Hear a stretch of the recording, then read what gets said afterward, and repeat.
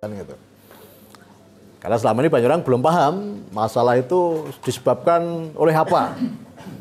Ya, terus bagaimana cara menghadapi masalah kan begitu. Saya yakin semua yang datang ke sini ini hampir 98% itu orang-orang yang bermasalah. Nah, nanti hari ini kita akan belajar masalah itu apa sih gitu loh. Terus bagaimana cara mengelola masalah. Nanti Bapak Ibu semua nanti bisa lihat selama ini yang dialami ini nanti karena apa gitu ya. Jadi masalah itu disebabkan karena dua hal. Yang pertama, di dunia ini ada hukum namanya hukum menabur dan menuai. Ya, jadi masalah itu disebabkan yang pertama adalah karena taburan. Nah, taburannya dimulai dari mana? Taburannya dimulai dari pikiran. Ingat-ingat ya, jadi taburannya dimulai dari pikiran. Jadi dari pikiran ini, ya nanti pikiran kita ini positif atau negatif, pikiran kita itu baik atau buruk, nanti akan mempengaruhi kehidupan kita. Ya, cara kerjanya begini cara kerjanya. Kalau kita punya memikirkan sesuatu, entah itu baik atau buruk, pikiran itu akan mempengaruhi perkataan. Ingat-ingat ya. Jadi pikiran itu akan mempengaruhi perkataan. Dari perkataan akan mempengaruhi sikap. Jadi pikiran yang baik atau yang buruk tadi, nanti kita lihat nanti ya. Pikiran kita selama ini baik atau buruk, nanti kita lihat nanti. Dan ini ada hubungannya dengan nasib, dengan kehidupanmu sekarang ini, dengan masalah kehidupanmu kan gitu. Jadi apapun yang kita pikirkan, itu nanti akan terwujud melalui ucapan. Ucapan akan mempengaruhi hati. Hati ini nanti bicara sikap. Sikapmu itu akan mempengaruhi tindakanmu. Nah, tindakanmu yang berulang-ulang tadi itu akan menghasilkan hasil akhir yang disebut nasib. Makanya ada satu ayat yang mengatakan, aku tergantung prasangka hambaku. Prasangka itu apa? Prasangka ini dengan pikiran loh. Ini prasangka ini. Kalau kamu selalu berprasangka negatif terhadap kehidupan, yaudah, itu terwujud apa? Melalui perkataanmu. Wah, gara-gara wong sing ngomongane iki apa gak enak. Iku sumbernya apa? Suka pikiran. Lah dari perkataan ini mengaruhi sikap, mengaruhi hati, ya. Hati ini podo iku sini kan itu. Dari hati akan mengaruhi tindakan. Tindakan yang berulang-ulang tadi itulah menghasilkan hasil akhir yang disebut dengan nasib. Nah, nasib buruk ini akhirnya menjadi apa? Masalah kan? Kalau nasibnya apa? Gak apa-apa kan itu. Seringkali banyak orang mengalami nasib buruk atau yang dikatakan sial kan itu kan. Nah itu bermulanya dari pikiran tadi. Nanti dicek ya dalam kehidupanmu selama ini kalau sekarang ini ada masalah, dicek dulu. Apakah ini dari hasil dari pikiran yang selalu negatif tadi gitu loh. Contoh ya, banyak orang itu tadi bukannya selalu berpikir positif tapi banyakan negatif, kebanyakan suudzon atau khusnuzon. Suudzon kan? Nah, sikap suudzon tadilah yang mempengaruhi apa? Perkataan mempengaruhi sikap hati mempengaruhi tindakan berulang-ulang menjadi sebuah nasib. Atau dalam kehidupan ya, karena banyak orang bernasib buruk, akhirnya menjadi apa? Masalah. Jadi masalah itu dimulai dari apa tadi? Pikiran dulu. Orang kalau pikirannya selalu negatif, nanti perkataannya juga negatif. Sikapnya otomatis juga negatif. Kalau sikapnya negatif, tindakannya pasti negatif. Terus hasil akhirnya apa? Negatif. Nah, sekarang kita cek ya. Tadi Tuhan perintahkan untuk kita ini berbuat baik kepada semua makhluk ciptaannya. Nah, sekarang kita udah cek belum dalam hati kita? Kasihnya masih membeda-bedakan enggak? Ayo kita cek dulu sekarang. Kasihmu masih membeda-bedakan enggak? Oke, sekarang kalau kamu berbagi menolong orang, tapi berharap dapat imbalan atau dapat ganti, rasamu sudah kekurangan atau kelimpahan? Kekurangan. Itulah yang dilihat Tuhan, bahwa hatimu sudah kekurangan. Maka yang terpancar ke semesta adalah kekurangan, yang kembali kepadamu nanti hal-hal yang membuat kamu akan selalu kekurangan. Pernah nggak kamu menjudge orang bahwa, oh itu salah? Pernah ya? Pernah nggak kamu menjudge orang, oh nak carane ra padha aku berarti ora sah. Ora patut dikasihi. Pernah nggak gitu? Anda mau berbagi hanya untuk golongan Anda saja. Sing beda golongane, beda carane, ora perlu dikai. Sering nggak melakukan seperti itu? Ingat-ingat, kasihnya Tuhan itu bagi semua makhluk ciptaannya. Orang yang embel-embele. Tapi kalau dalam hatimu kasihnya masih terbatas pakai syarat, ya, nganggo syarat, nganggo pamrih, ya, pakai syarat, pakai pamrih, menuntut balas, berarti perbuatanmu nol, tidak akan mempengaruhi saldomu itu. Nah, selama ini banyak orang kasihnya tadi bersyarat, ya, perbuatanmu udah baik, tetapi tidak mengurangi saldo kehidupanmu. Itu baik hanya untuk dirimu sendiri. Oke, nanti dicek masalah kita selama ini apa karena taburan dari pikiran tadi yang mengalami tindakan. Nah, tindakan tadi kan suka membuat masalah, suka menabur hal yang buruk. Nah, itu nanti berdampak tadi kepada masalah yang kita alami setiap hari. Jadi berbuat baik untuk semua makhluk ciptaannya. Karena dengan merawat kucing pun itu adalah perbuatan kasih, kebaikan. Itu di semesta nanti akan mengurangi saldo minusnya. Kemudian ketika ada batu di tengah jalan, ya, kalau sedang naik motor ya turun, batunya diambil, disingkirkan. Itu juga salah satu kalimat baik.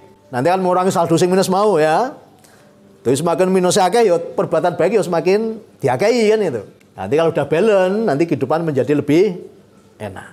Jadi kasih itu rahmat bagi semua. Ada satu hukum mengatakan, ya, dan ini semua pasti agama menyetujui hukum ini, ya.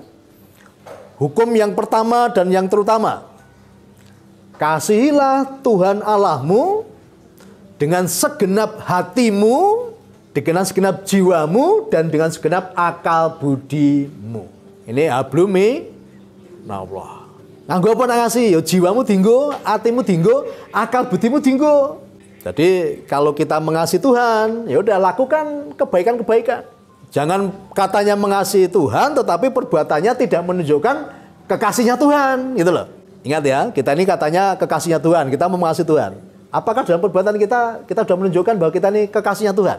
Tadi Tuhan yang tidak pernah membeda-bedakan, tetapi kenyataannya banyak umatnya yang melebihi Tuhannya.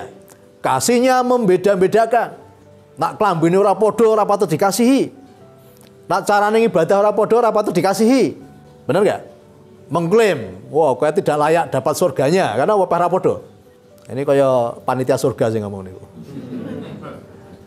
Ya, pada kasihnya Tuhan tadi tanpa syarat, tanpa pamrih, tanpa menuntut balas, tanpa hitung-hitungan. Nah, tadi kalau masalah kita tadi karena taburan yang negatif tadi, ya sekarang mulai diimbangi dengan apa? Dengan kasih. Menabur kebaikan tanpa batas, tanpa pamrih, tanpa menuntut balas, tanpa hitung-hitungan. Karena ketika Anda menabur, Anda berbuat kebaikan tapi mengharapkan pamrih, itu ya nol, nanti nggak mengurangi saldo tadi. Ya, nggak mengurangi saldo. Jadi berbuat kebaikan adalah apa? Ya itulah cara kita untuk menanam kebaikan. Nggak usah mikir kok balas pora, ya, itu bukan urusan kita. Ketika Anda berbuat baik, orang itu mau baik atau enggak itu bukan urusan kita. Itu urusan orang itu. Tapi seringkali banyak kita apa? Wes ditulung, ya, matur nuwun ora gitu kan? Nah, itu masih apa? Masih pamrih. Tadi narung dedit penting suatu ndas greh ya, tuh greh, wes ngai kucing mangan kan itu. Ora dideneh ya wis pelaku-pelaku pokoke anggere ning sampah dijupuk, ana watu nang tengah dalan diambil. Udah itu menambah saldo kebaikan. Maka saya sering melakukan apa? Berbagi dengan orang yang tidak saya kenal. Tadi kalau pagi keluar rumah tadi bawa uang tadi ya, dengan orang yang tidak saya kenal. Luwih fair artinya apa? Aku ora mengharapkan dene maturun pora, boyo tak kai tinggal lunga gitu kan. Tapi nek karo sing kenal kadang ya mau menungso kadang kan sok wis ditulungi matur nuwun ora, kadang sok lara ning ati to. Nah, saya juga sering nanti lihat di YouTube atau di TV ketika ada nama yayasan atau apa, udah kita transfer. Gitu. Tanpa saya mengirim bukti transfer, tanpa ya karena saya enggak pokoknya ada nomor rekening ya udah ditransfer gitu aja. Karena urusan berbagi itu urusan kita dengan Tuhan, bukan dengan manusia gitu loh. Nah, seringkali banyak orang berbagi tapi karena mengharap tadi ganti puji, ganti tonton kan gitu. Nah, jadi berbagi itu urusan kita dengan Tuhan untuk menambahkan saldo kebaikan dalam hidup kita. Karena tadi kita sudah terlalu banyak tanaman-tanaman yang negatif, taburan-taburan yang tidak baik kan gitu. Nah, nanti kalau itu dilakukan nanti segera balance nanti ya, segera seimbang saldone. Nah, saldone nol, nggak gampang. Untuk menuju ke plus, lakukan kebaikan terus. Tadi dikatakan kebaikannya berlaku untuk semua makhluk ciptaannya tanpa kecuali. Kasihilah sesamamu manusia seperti engkau mengasihi dirimu sendiri. Abluminanas ya, abluminanas. Gitu loh. Pokoknya kalau itu wujudnya manusia, itu patut dikasih. Seperti apa? Seperti engkau mengasihi dirimu sendiri. Nah, orang gelem dijiwit, nah bahasa terjemahane bahasa Jerman itu. Kalau nggak mau dijiwit ya jo jiwit. Dari bahasa Jerman ngono iku. Nah, ora gelem dikeplak, aja ngeplak. Nah, sebaliknya kalau kamu mau terima kebaikan ya lakukan kebaikan untuk orang lain kan itu. Apapun yang kamu inginkan terjadi dalam hidupmu, lakukan dulu untuk sesamamu, untuk orang lain. Nah, itulah perwujudan dari kasih. Nah, tadi sikap dalam hati ya, sikap mempengaruhi tindakan. Nah, sikapmu, hatimu jelek, ya tindakanmu jelek. Tindakanmu jelek, nasibmu ya jelek. Nah, nanti ketika yang masih mengalami kondisi tidak sedang baik-baik saja, dicek dulu nanti itu akibat dari taburan tadi atau karena itu proses. Kalau akibat dari taburan negatif, yaudah sekarang diimbangi dengan perbuatan yang baik, yang positif. Jadi saldonya segera balance. Udah kalau balance nanti larinya cepat. Segera mengalami kehidupan yang sangat baik. Ya, kita lihat kelompok-kelompok yang sering melakukan seperti itu. Amburadul semua, ekonominya kacau semua. Nah, semua dimulai dari taburan di dalam pikiran tadi. Kenapa? Belum mengenal kasihnya Tuhan tadi. Berbagi dalam rangka mengakses rasa kelimpahan. Bukan dalam rangka supaya dilihat orang. Bukan dalam rangka supaya Tuhan gantikan berlipat-lipat. Bapak sekalian, saya tidak tertarik dengan kelihatan banyaknya. Percuma kelihatan banyak tapi tidak ada kualitasnya.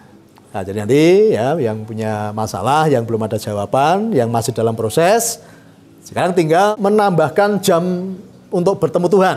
Di sini kita ajarkan ya. Jadi gini, semua waktu itu bagus. Tapi dari sekian yang bagus, itu tentunya secara gelombang itu ada yang lebih bagus. Jadi jam 3 pagi, kenapa saya ngajarkan jam 3 pagi? Jam 3 pagi itu secara gelombang spiritual itu sedang tinggi-tingginya. Nah, kalau berdoa jam 3 pagi, ya 3:3 kemudian keluar rumah yang bisa tembus langit.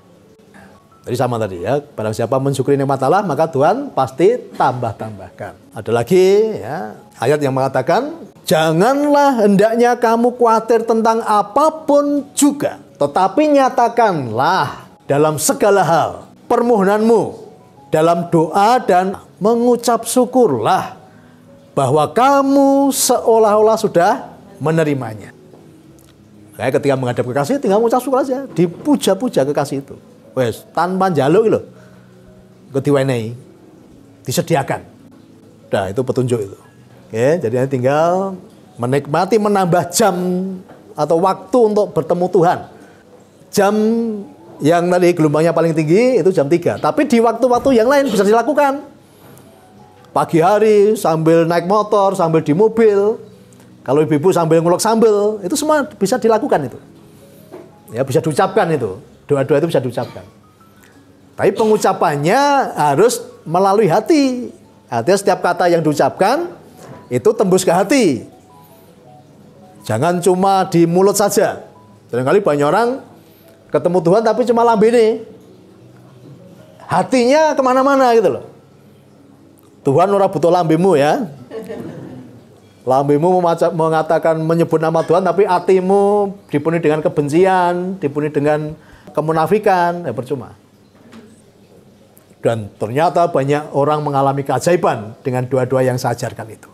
Ya, kemarin di YouTube ada yang setelah selesai melakukan doa-doa 21 hari ada keajaiban. Anaknya diterima kerja. Dan banyak, ada yang belum sampai 21 hari. Ada yang baru 3 hari. Ada yang baru semalam. Bahkan ada yang baru ketemu saya sudah mendapat keajaiban. Ada yang dari daerah barat sana. Begitu malam ketemu saya, malam itu juga ada keajaiban. Karena hukumnya jelas nanti ya, apapun yang kamu rasakan dalam hati, terpancar ke semesta. Dan semesta akan mengirimkan hal yang sama. Kita buktikan ya, kasihnya Tuhan itu tanpa syarat, tanpa pamrih, tanpa hitung-hitungan. Banyak negara yang tidak punya agama, itu dikasih Tuhan. Bahkan negara ini maju, padahal nggak punya agama. Tadi kalau kasihnya Tuhan itu bersyarat, agamanya kudu iki, kudu nyembah aku. Banyak negara nanti hancur itu. Dan itu ditransformasi ke sini ya. Banyak orang saling mengkafir-kafirkan. Kata-katanya negatif, sikapnya negatif, tindakannya negatif, hasilnya negatif.